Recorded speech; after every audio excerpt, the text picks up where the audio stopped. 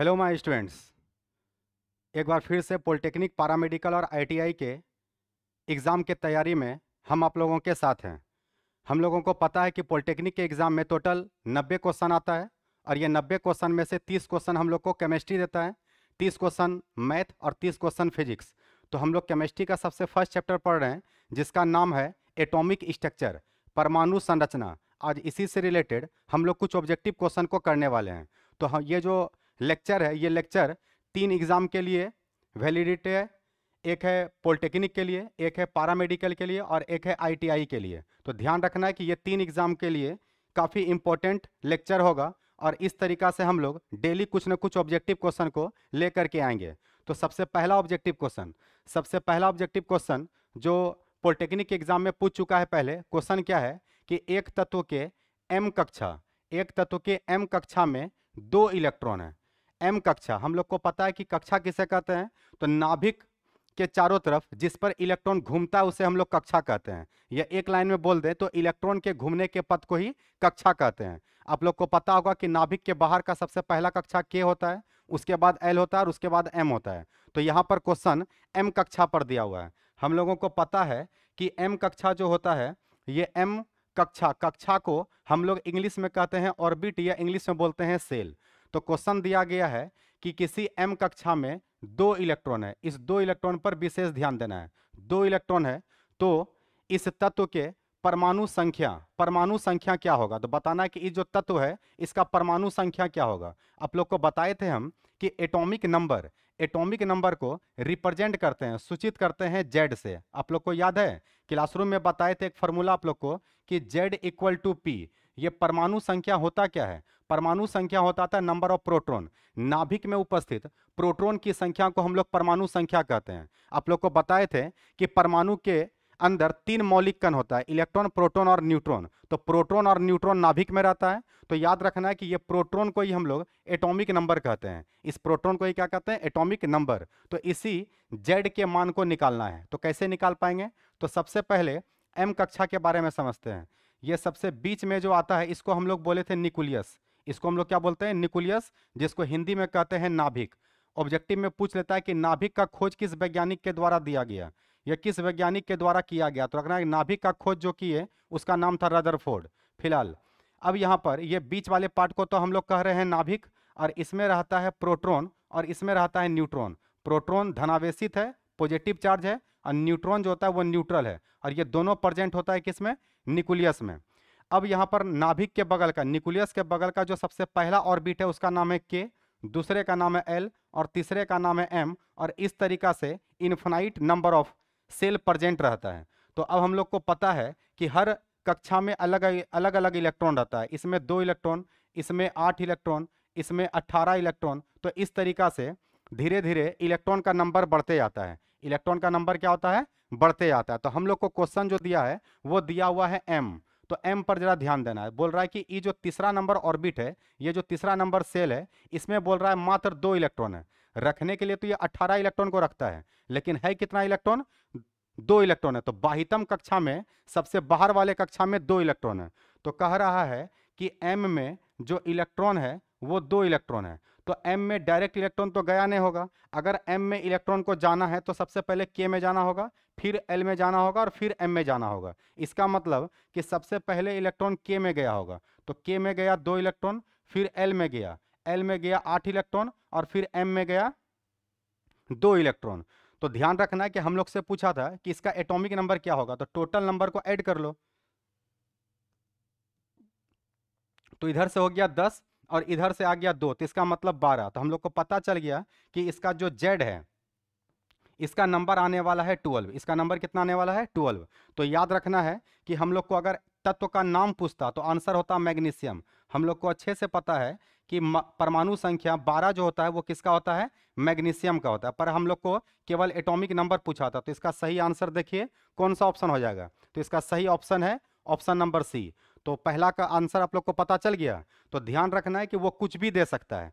कुछ भी देने का मतलब वो कोई भी यहाँ पर नंबर ले सकता है। सपोज करो कि क्वेश्चन देता कि एल में इलेक्ट्रॉन का संख्या 4 है, एल में इलेक्ट्रॉन का संख्या 4 है। और अब पूछता कि बताइए ये कौन से तत्व का है, तो एल में इलेक्ट्रॉन का संख्या 4, तो एल में इलेक्ट्रॉन कब जाएगा, एल में इलेक्ट्रॉन तब जाएगा जब सबसे पहले किस में जाएगा, के में। तो इसके पहले आया होगा के, तो के में इलेक्ट्रॉन गया होगा 2 और तब एल में गया होगा 4। तो यहाँ का 2 और यहाँ का 4 मिल करके कितना हो जाएगा 6। और हम लोग को पता है कि 6 किसका होता है, कार्बन का। तो इस तरीका से वो क्वेश्चन जैसा भी चाहेगा बना सकता है। तो ये पॉलिटेक्निक के एग्जाम में पूछा हुआ क्वेश्चन है, आप लोग को मेरे ख्याल से ठीक से समझ में आ गया होगा। ये जो लास्ट में इलेक्ट्रॉन आता है इसको हम लोग बोलते हैं वैलेंस इलेक्ट्रॉन। वैलेंस इलेक्ट्रॉन जिसको हिंदी में कहते हैं संयोजी इलेक्ट्रॉन। किसी भी परमाणु के अंतिम कक्षा में उपस्थित इलेक्ट्रॉन की संख्या को वैलेंस इलेक्ट्रॉन कहते हैं। इसका मतलब मैग्नीशियम के वैलेंस इलेक्ट्रॉन का मान कितना हो गया, मैग्नीशियम के वैलेंस इलेक्ट्रॉन का मान, मैग्नीशियम के वैलेंस इलेक्ट्रॉन का मान हो गया 2। तो ये हम लोग फर्स्ट नंबर क्वेश्चन देख लिए, आप लोग इसका स्क्रीनशॉट ले लीजिए।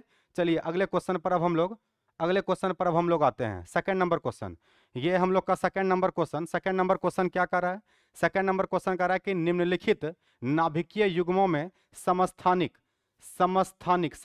को इंग्लिश में कहते हैं आइसोटॉप्स। क्या कहते हैं, आइसोटॉप्स। आप लोग को बताए थे हम क्लासरूम में आइसोटॉप्स, आइसोबार, आइसोटोन और आइसो इलेक्ट्रॉनिक। तो यहाँ पर क्वेश्चन है आइसोटॉप से रिलेटेड, हिंदी में कहते हैं समस्थानिक। तो कह रहा है कि इसमें कौन सा समस्थानिक है। आप लोग इसका आंसर बता सकते हैं, ठीक से देखिए और वीडियो को रोकिए और वीडियो को रोक करके आप लोग इसका आंसर सोचिए कि इसका आंसर क्या आएगा और फिर इसका आंसर चेक कीजिएगा कि आंसर क्या आएगा। तो ध्यान देना यहाँ पे क्वेश्चन ये है कि समस्थानिक बोला जा रहा है आइसोटॉप्स को। अब समस्थानिक होता क्या पहले वो समझो। कहता है कि एक ही तत्व के वैसे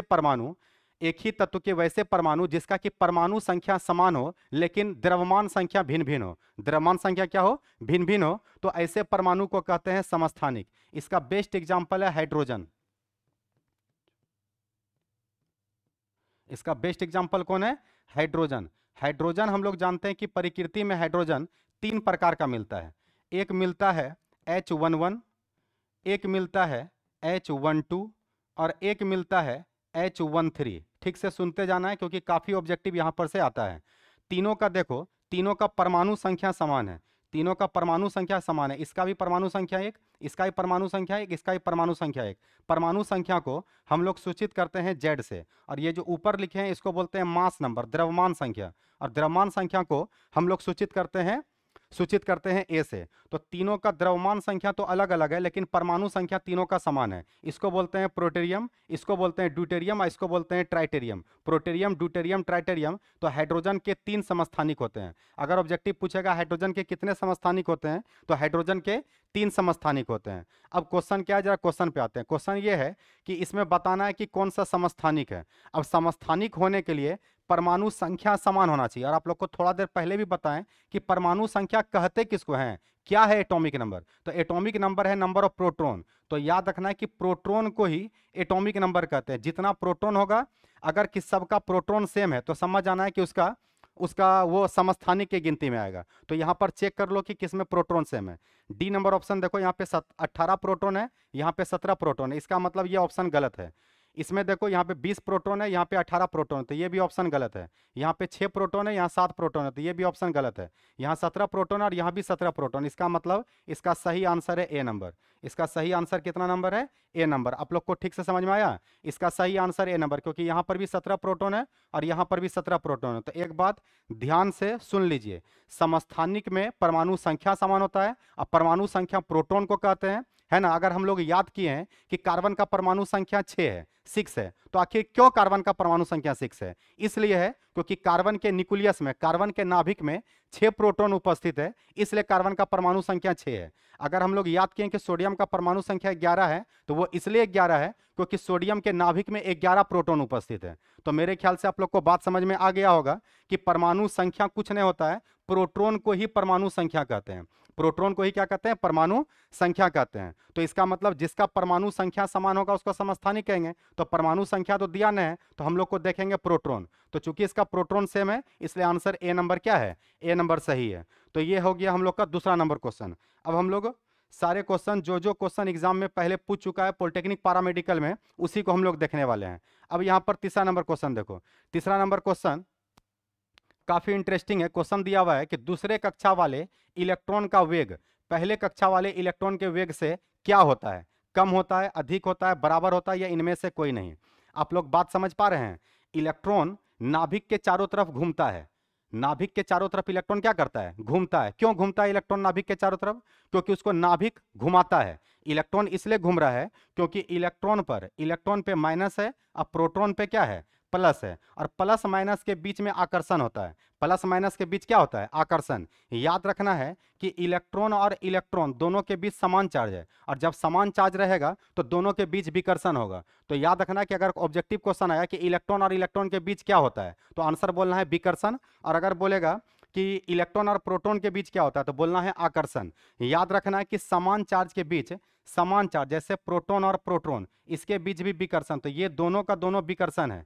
ध्यान रखना, प्लस प्लस को रिपेल करेगा, माइनस माइनस को रिपेल करेगा, लेकिन प्लस माइनस को अट्रैक्ट करेगा। तो ध्यान रखना है कि समान चार्ज में होगा दुश्मनी। समान चार्ज में क्या होगा? दुश्मनी। प्रोटॉन का दुश्मनी प्रोटॉन से, इलेक्ट्रॉन का दुश्मनी इलेक्ट्रॉन से। लेकिन वो समान चार्ज के बीच होगा, वो समान चार्ज के बीच होगा प्यार। तो ध्यान देना है कि ई दोनों के बीच में प्यार है, ई दोनों के बीच आकर्षण है, और ई दोनों के बीच में विकर्षण है। तो हम लोग को ये तो जानना है, हमको ये जानना है कि न्यूक्लियस, ये जो न्यूक्लियस है, नाभिक जो है, इस नाभिक का ये हो गया पहला कक्षा जिसका नाम हम लोग के जानते हैं, और ये हो गया दूसरा कक्षा जिसका नाम हम लोग एल जानते हैं। और ये भी जानते हैं कि इसमें इलेक्ट्रॉन घूमता है। इसमें इलेक्ट्रॉन क्या करता है? इसमें इलेक्ट्रॉन मूव करता है। तो आखिर इलेक्ट्रॉन घूमता ही क्यों है?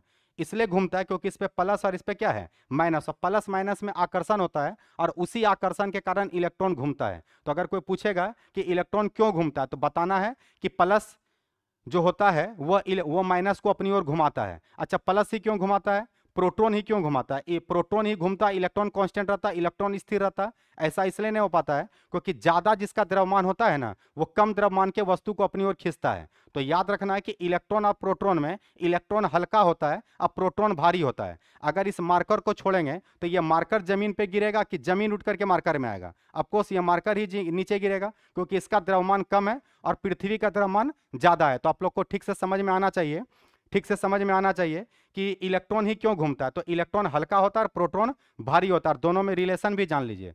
याद रखना है कि 1840 लगभग 1840 इलेक्ट्रॉन बराबर होता है एक प्रोटॉन के द्रव्यमान के।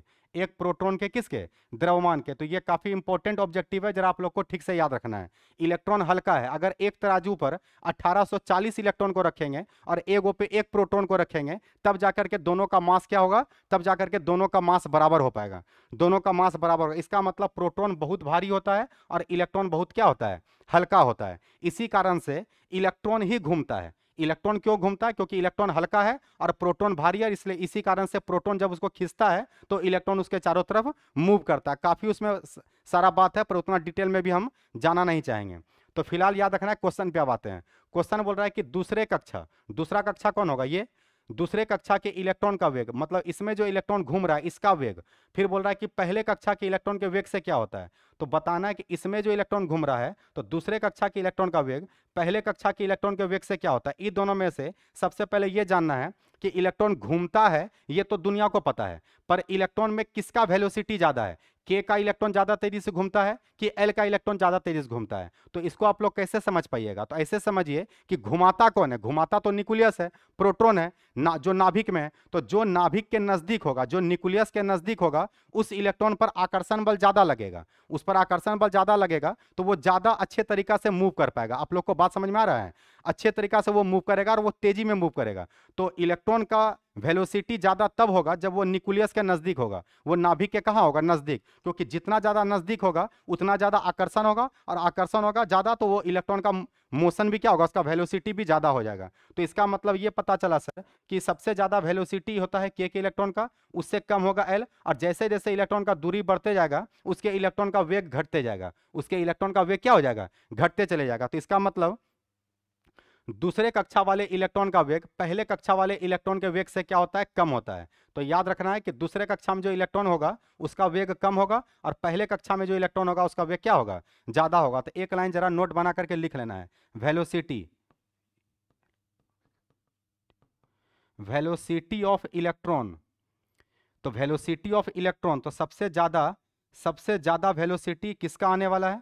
तो सबसे ज़्यादा वेलोसिटी हो जाएगा के का, के इलेक्ट्रॉन का वेलोसिटी सबसे ज़्यादा, उससे कम एल, उससे भी कम एम, और जैसे जैसे दूरी बढ़ते जाएगा इलेक्ट्रॉन का वेग घटते चले जाएगा। तो याद रखना है कि इलेक्ट्रॉन घुमाता है प्रोटॉन, तो जो प्रोटॉन के नजदीक होगा, न्यूक्लियस के नजदीक होगा, उसका वेलोसिटी सबसे ज्यादा होगा। तो मेरे ख्याल से आप लोग को बात समझ में आ गया होगा कि दूसरे कक्षा में इलेक्ट्रॉन का वेग कम होगा और पहले कक्षा के इलेक्ट्रॉन का वेग क्या होगा, ज्यादा होगा। तो ये काफी इंपॉर्टेंट क्वेश्चन है जो कि पैरामेडिकल में पूछा हुआ है, जरा आप लोग को ठीक से ध्यान रखना है। अब आते हैं हम लोग चौथा क्वेश्चन पर, देखते हैं यहाँ पर फोर्थ नंबर क्वेश्चन क्या कह रहा है, जरा ध्यान देना है ठीक तरीका से।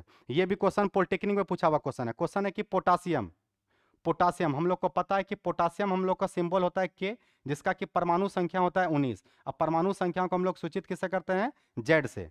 तो क्वेश्चन दिया है कि पोटासियम के कोर इलेक्ट्रॉन का मान होता है। अब ये कोर इलेक्ट्रॉन क्या होता है, कोर इलेक्ट्रॉन क्या होता है आप लोग को पता है, ठीक से देखिए और बताइए इसका आंसर क्या आ सकता है। जरा ध्यान देना है, कोर इलेक्ट्रॉन पहले होता क्या है आप लोग उसके बारे में सोचिए, जरा समझिए जरा ठीक तरीका से। किसी भी परमाणु के बाह्यतम कक्षा में जो इलेक्ट्रॉन होता है उसको हम लोग वैलेंस इलेक्ट्रॉन मतलब संयोजी इलेक्ट्रॉन कहते हैं। और संयोजी इलेक्ट्रॉन को छोड़ देने के बाद अंदर कक्षा में जो इलेक्ट्रॉन बचता है, अगर वो सारे इलेक्ट्रॉन को ऐड कर लिया जाए तो उसी को हम लोग बोलते हैं, उसी को हम लोग बोलते हैं क्या, उसी को हम लोग बोलते हैं कोर इलेक्ट्रॉन। मतलब सर, मतलब ये कि जैसे अगर हम सोडियम ले लें, सोडियम का परमाणु संख्या 11 है, तो इसका विन्यास आएगा 2, 8 और 1। तो ये हो गया सर के, ये हो गया एल और ये हो गया एम। तो ये जो लास्ट में इलेक्ट्रॉन आया इसको तो सर आप बोल दिए वैलेंस इलेक्ट्रॉन, क्या बोल दिए, वैलेंस इलेक्ट्रॉन। पर ये जो अंदर में इलेक्ट्रॉन आया, ये जो अंदर में इलेक्ट्रॉन आया, इस सब को बोलते हैं, इस सब को बोलते हैं कोर इलेक्ट्रॉन। इसी का नाम क्या है, कोर इलेक्ट्रॉन। तो अगर हम लोग से क्वेश्चन पूछता कि सोडियम का वैलेंस इलेक्ट्रॉन बताओ तो आंसर हो जाता अभी 1, और कोर इलेक्ट्रॉन अगर सोडियम का पूछता तो आंसर हो जाता 10। पर सोडियम के बारे में तो पूछा नहीं है, यहाँ पे पूछा है किसके बारे में, पोटेशियम। तो पोटेशियम का पहले कन्फिग्रेशन बनाना होगा, तो कन्फिग्रेशन बनाएंगे तो यहाँ हो जाएगा 2, 8, 8 और 1। हम लोग को पता है कि बाह्यतम कक्षा में 8 से ज़्यादा इलेक्ट्रॉन नहीं दे सकते हैं, तो अगर यहाँ पे 9 दे देंगे तो गलत हो जाएगा, 8 देना और उसके बाद आगे आगे उसको फिल करना है। तो ये हो गया के, ये एल, ये एम और ये एन। आप लोग को बात समझ में आ रहा है। तो इस तरीका से हम लोग को पता चल गया कि पोटासियम का भी वैलेंस इलेक्ट्रॉन 1 है, पोटासियम का भी वैलेंस इलेक्ट्रॉन कितना है, 1 है। और अगर हम लोग इसके कोर इलेक्ट्रॉन का बात करें, तो अगर कोर इलेक्ट्रॉन का बात करेंगे तो ये हो गया कोर इलेक्ट्रॉन। ये कौन सा इलेक्ट्रॉन हो गया, कोर इलेक्ट्रॉन। तो अगर हम लोग से इसका कोर इलेक्ट्रॉन पूछेगा तो हम लोग उसका आंसर बता सकते हैं, उसका आंसर बता सकते हैं कि कोर इलेक्ट्रॉन का मान। तो ये एक को छोड़ दो, बाह्यतम कक्षा को छोड़ दो, अंदर जितना बचा उसको जोड़ लो, तो टोटल बच गया 18। टोटल कितना बच गया, 18 बच गया। तो ध्यान रखना है कि इस तरीका से हम लोग बता सकते हैं कि इसका कोर इलेक्ट्रॉन 18 होगा। तो पोटासियम का वैलेंस इलेक्ट्रॉन 1 और कोर इलेक्ट्रॉन 18 है। तो आप चेक कीजिए ऑप्शन कौन सा होगा, तो इसका सही आंसर हो जाएगा डी नंबर। इसका सही आंसर क्या हो जाएगा, डी नंबर। तो मेरे ख्याल से वैलेंस इलेक्ट्रॉन तो ज्यादातर स्टूडेंट को पता रहता है, लेकिन 2-2 बार यहां से क्वेश्चन पूछ चुका है कोर इलेक्ट्रॉन के बारे में। इसलिए कोर इलेक्ट्रॉन को जरा ठीक से याद रखना है कि बाह्यतम कक्षा में उपस्थित इलेक्ट्रॉन को छोड़कर शेष बचे इलेक्ट्रॉन की संख्या को कोर इलेक्ट्रॉन कहते हैं। अंदर में जो कक्षा है उसमें जो इलेक्ट्रॉन बचेगा उसको हम लोग कोर इलेक्ट्रॉन कहेंगे। सपोज कीजिए कि क्वेश्चन अभी कार्बन पे होता, अगर कार्बन पे होता और आपसे पूछा जाता कि बताइए इसके कोर इलेक्ट्रॉन का मान कितना होगा, तो हम लोग को पता है कि कार्बन का परमाणु संख्या 6 है, तो इसका आएगा 2 और 4। तो ये जो 4 है यही है वैलेंस इलेक्ट्रॉन बाह्यतम कक्षा, और ये जो 2 है यही है कोर इलेक्ट्रॉन। मतलब सर, मतलब ये कि कार्बन के कोर इलेक्ट्रॉन का मान, कार्बन के कोर इलेक्ट्रॉन का मान 2 है और कार्बन के वैलेंस इलेक्ट्रॉन का मान 4 है। तो मेरे ख्याल से आप लोग को बात अच्छे से समझ में आ गया होगा। तो हम लोग टोटल 4 क्वेश्चन ऑब्जेक्टिव देख चुके हैं, और ये केवल ऑब्जेक्टिव ही सॉल्व नहीं हो रहा है, आपका कॉन्सेप्ट भी क्लियर हो रहा है कि किस तरीका से क्वेश्चन एग्जाम में आ रहा है और उसको हम लोग को कैसे डील करना है। तो चलिए अब हम लोग अगले क्वेश्चन को देखने वाले हैं। अगला क्वेश्चन देखते हैं, 5th नंबर क्वेश्चन। क्वेश्चन पूछा जा रहा है कि सबसे भारी कण कौन सा है, सबसे भारी कण कौन सा है। यहाँ पे 4 ऑप्शन दिया हुआ है, आप लोग इस वीडियो को रोकिए और रोक करके ठीक से सोचिए कि इसका आंसर क्या आएगा, और उसके बाद इसका जवाब आप लोग को समझना है।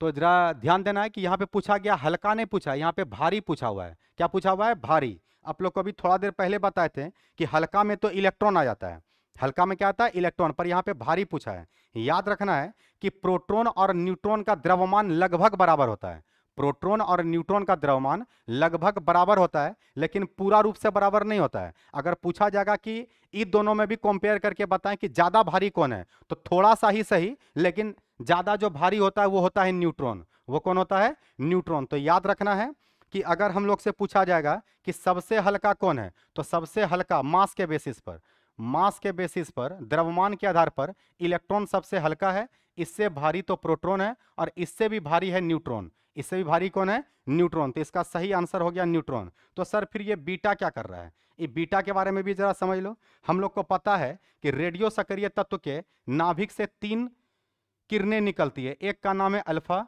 दूसरे का नाम है सर बीटा, और तीसरे का नाम है sir gamma. Alpha beta gamma. हम लोग को पता है कि अल्फा पे 2 पॉजिटिव चार्ज होता है, बीटा पर एक निगेटिव चार्ज होता है, और गामा न्यूट्रल होता है, उस पर उदासीन होता है, उस पर कोई चार्ज नहीं होता है। तो ये अल्फा को ही हम लोग कहते हैं हीलियम। Helium He2+। याद रखना है कि He2+ को ही हम लोग अल्फा 2+ कहते हैं, मतलब अल्फा कहते हैं। बीटा क्या है? तो बीटा इलेक्ट्रॉन का ही दूसरा नाम बीटा है। इलेक्ट्रॉन का ही दूसरा नाम क्या है? बीटा। और ये तीसरा नंबर पे जो गामा है, ये बोलते हैं फोटोन को। PHOTON, फोटोन, प्रोटॉन नहीं। प्रोटॉन नाभिक में उपस्थित एक कण है। अब प्रोटॉन, फोटोन क्या है? फोटोन एक एनर्जी का पैकेट है।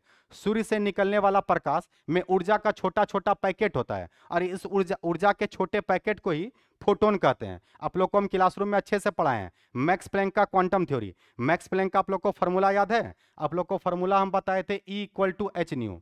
E= क्या बताए थे? H²। तो ध्यान रखना है कि E=H², ये फॉर्मूला था किसका? ये फॉर्मूला था मैक्स प्लैंक का। और ये फार्मूला आया किससे था? ये इसी से आया था, फोटोन से। फिलहाल हम अभी डिटेल में नहीं जाएंगे।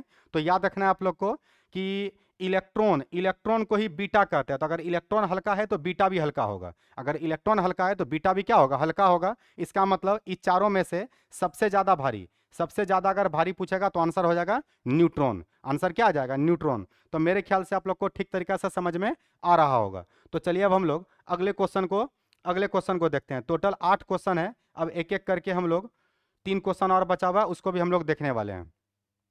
अगला क्वेश्चन क्या है? अगला क्वेश्चन है कि फादर ऑफ एटम। एटम को यहाँ हिंदी में लिख दिया है, फादर भी हिंदी में लिख दिया, ऑफ भी हिंदी में है। तो फादर ऑफ एटम की उपस्थिति, फादर ऑफ एटम की उपलब्धि किसे दी जाती है? कौन से वैज्ञानिक को फादर ऑफ एटम कहा जाता है? अब फादर तो उसी को ना कहेंगे जो एटम के बारे में सबसे शुरू में बात बताया।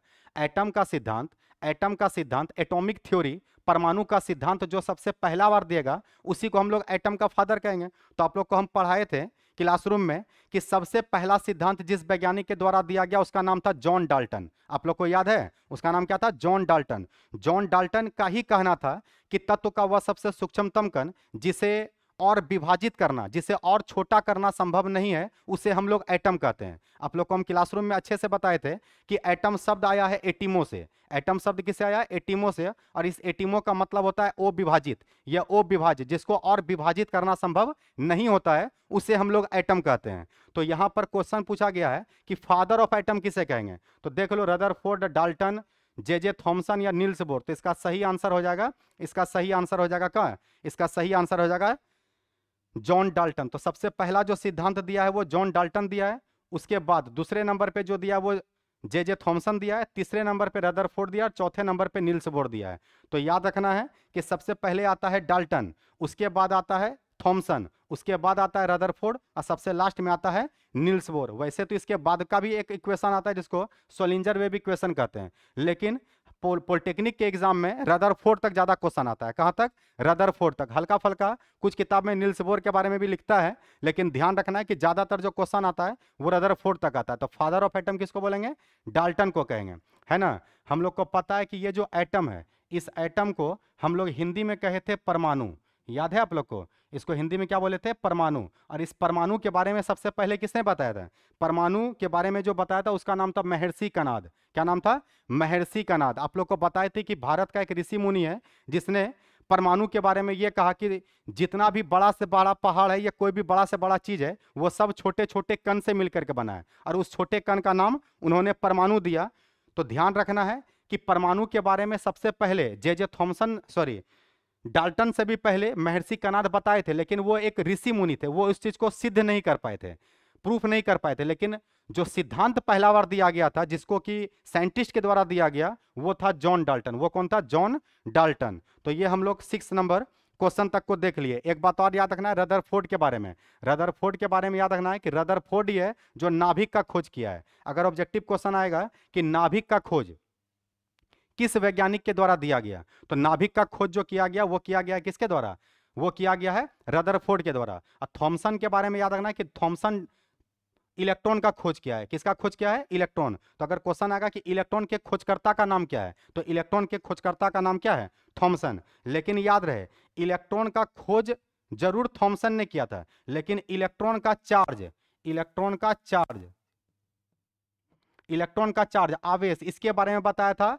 R A मिल्कन। तो अगर क्वेश्चन आएगा कि इलेक्ट्रॉन के आवेश, इलेक्ट्रॉन का आवेश जिसको ओएल ड्रॉप्स एक्सपेरिमेंट कहते हैं, है ना, तो ओएल ड्रॉप्स एक्सपेरिमेंट जिससे कि इलेक्ट्रॉन के चार्ज के बारे में पता चला कि इलेक्ट्रॉन पर ये जो -1 चार्ज है, ये इलेक्ट्रॉन का जो चार्ज है वो किसने बताया था, तो वो बताया था आर ए मिल्कन। तो दो तरह का क्वेश्चन है और दूसरा नंबर क्वेश्चन काफी इंपॉर्टेंट है, ध्यान रखना। अगर पूछेगा कि इलेक्ट्रॉन का खोज किसने किया है, तो आंसर मारना है जे थॉमसन। बहुत लोग को इस जे का फुल फॉर्म पता नहीं रहता है, आप लोग को बता देते हैं। इसका फुल फॉर्म है जोसेफ जॉन थॉमसन। पूरा नाम क्या है, जोसेफ जॉन थॉमसन, तो शॉर्ट में इसको लिख देता है जे थॉमसन।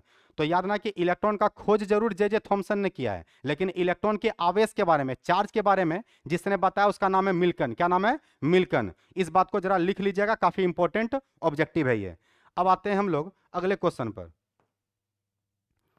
7 नंबर क्वेश्चन देखिए, यहां पर 7 नंबर क्वेश्चन उसी से रिलेटेड आ गया। क्वेश्चन दिया है कि सबसे पहले इलेक्ट्रॉन के आवेश, आवेश को ही कहते हैं चार्ज, आवेश का निर्धारण किसके द्वारा किया गया, है ना। तो इलेक्ट्रॉन पर जो आवेश बताया वो आवेश को किसने बताया, तो अभी आप लोग को बताएं कि आवेश के बारे में जिसने बताया उसका नाम है मिल्कन। क्या नाम है, मिल्कन। याद है, थॉमसन टिक नहीं मारना है, ध्यान रखना है कि थॉमसन इलेक्ट्रॉन का खोज किया है, लेकिन इलेक्ट्रॉन के चार्ज के बारे में जिसने बताया है उसका नाम क्या है, उसका नाम है मिल्कन। पूरा नाम है आर ए मिल्कन। तो इस तरह से आप लोग को ध्यान रखना है। अब अगला क्वेश्चन हम लोग देखने वाले हैं। अगला क्वेश्चन 8 नंबर क्वेश्चन। तो 8 नंबर क्वेश्चन ये लास्ट क्वेश्चन है, देखते हैं अब इसमें क्या बताया जा रहा है। क्वेश्चन ये पूछ रहा है कि निम्न में किसका वेग प्रकाश के वेग के बराबर होता है। हम लोग को पता है कि वेलोसिटी ऑफ लाइट या स्पीड ऑफ लाइट हम लोग जानते हैं कि 3 × 10⁸ मीटर पर सेकेंड, या फिर इसी को हम लोग बोलते हैं 3 लाख किलोमीटर पर सेकेंड। हम लोग को पता है कि वेलोसिटी ऑफ लाइट,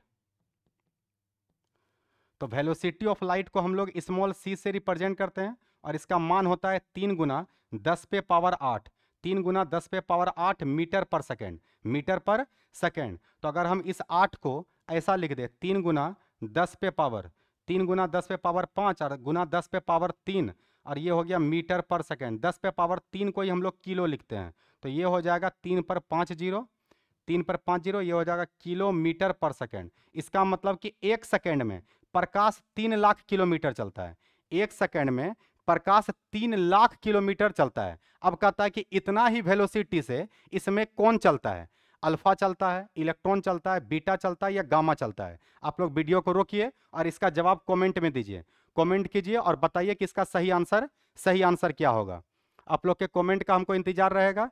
तो इसका सही आंसर क्या होगा जरा समझना है। ध्यान रखना है कि बीटा और इलेक्ट्रॉन तो दोनों सेम है सर, बीटा और इलेक्ट्रॉन दोनों क्या है, सेम है। क्योंकि इलेक्ट्रॉन और बीटा कहते ही हैं इलेक्ट्रॉन को, बीटा ही किसको कहते हैं, इलेक्ट्रॉन को। अब अल्फा किसको कहते हैं, अल्फा कहते हैं सर हीलियम को। और हीलियम तो काफी भारी है क्योंकि हीलियम का द्रव्यमान होता है 4 और परमाणु संख्या होता है 2। तो इसका मतलब सबसे भारी इस चारों में अल्फा, जो भारी होगा वो तेजी नहीं चल पाएगा। अगर फास्ट चलना है किसी को तो उसको सबसे हल्का होना पड़ेगा। तो इसमें सबसे हल्का जो है वो है गामा। वो कौन है, गामा। इसलिए अल्फा और बीटा कण है, लेकिन गामा एक किरण है, एक रे है। गामा का द्रव्यमान इलेक्ट्रॉन से भी कम होता है। किससे कम होता है, इलेक्ट्रॉन से भी कम होता है। एकदम नगण्य, कोई कुछ उसके बारे में बताया ही नहीं जाता है। तो ध्यान रखना है कि सबसे जो हल्का होता है वो गामा, इसलिए इसको एनर्जी कहा गया, इसको वेव कहा गया है। ध्यान रखना है कि इसको क्या बोला गया है, इसको वेव कहा गया। तो अगर पूछा जाएगा कि इस चारों में से सबसे तेजी में कौन चलता है, जो प्रकाश के वेग के बराबर चलता है, तो उसका आंसर होगा गामा। उसका आंसर क्या होगा, गामा। तो आज का क्लास हम लोग यहीं पर क्लोज करने वाले हैं। ये पॉलिटेक्निक, पैरामेडिकल, ITI के लिए और जो छोटा मोटा एग्जाम है ग्रुप डी, है ना, रेलवे का एग्जाम हो गया या फिर जो भी छोटा लेवल का एग्जाम है उस सब से रिलेटेड भी यहाँ से काफ़ी क्वेश्चन आता है। जैसे एमटीएस का एग्जाम हो गया, एसएससी का जो एमटीएस का एग्जाम है उसके लिए भी ये वैलिड है। तो ध्यान रखना है कि डेली का डेली अब यूट्यूब पर वीडियो अपलोड होगा जो केमिस्ट्री और मैथ से रिलेटेड होगा, और धीरे धीरे करके और भी सब्जेक्ट का ऑब्जेक्टिव इन चैनल पर आते रहेगा। तो आप लोग को अच्छे तरीका से रिवीजन करना है। और किसी भी स्टूडेंट को अगर कोचिंग ज्वाइन करना है तो ध्यान रखना है कि पॉलिटेक्निक, पैरामेडिकल और आईटीआई इसका बैच अभी स्टार्ट है, जो कि बैच चल रहा है अभी 6:30 बजे से। मॉर्निंग में 6:30 बजे से बैच चल रहा है पॉलिटेक्निक का, पैरामेडिकल का और आईटीआई का। और ये जो इसका जो फॉर्म है ये अप्रैल के फर्स्ट वीक में आने वाला है। ध्यान रखना है कि अभी मार्च चल रहा है, अप्रैल के फर्स्ट वीक में ये इसका फॉर्म आ जाएगा और बहुत कम समय फिर आप लोग को मिलेगा, 2 से 2.5 महीना टाइम मिलेगा। और उतने दिन में सारे चैप्टर को कवर करना काफ़ी मुश्किल हो जाता है। तो हम बहुत जल्द सारे ऑब्जेक्टिव को भी लेकर के आएंगे और ये सारा ऑब्जेक्टिव हमारे ऐप पर भी अवेलेबल रहेगा, जिसके बारे में हम अगले क्लास में आप लोग को डिटेल में बताएंगे। तो जिसको भी कंपटीशन का तैयारी करना है, अगर आपको एसएससी, बैंकिंग, रेलवे या फिर आपको किसी भी तरह का एनडीए इस सब का किसी का भी प्रिपरेशन करना है तो उसका बैच का टाइम है सुबह में 9 बजे। कितने बजे से? 9 बजे से। तो आप 9 बजे आएँ और किसी भी तरीका का हमसे बात करना है तो हमारा नंबर पर आप व्हाट्सअप कर सकते हैं 88 777 777 23।